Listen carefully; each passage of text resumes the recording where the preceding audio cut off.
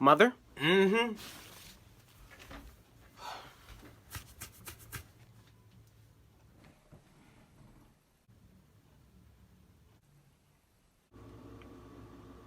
Close my fridge. But I'm hungry. Close my damn fridge! But how do I get to the...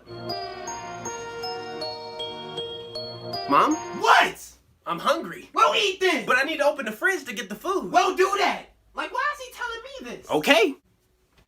Excuse me! What, you need to get through? My electricity! Close the fridge! But you just said it. Close it! Okay, you know what? I'm done! Because I don't have time for this. What are you doing?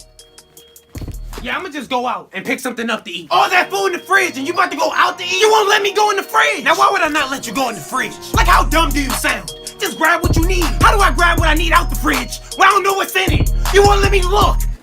Oh, I'm sorry. I deeply apologize. My voice. I didn't mean no harm. Yeah, you don't want these problems. I don't want those problems. Now go! Yes, ma'am.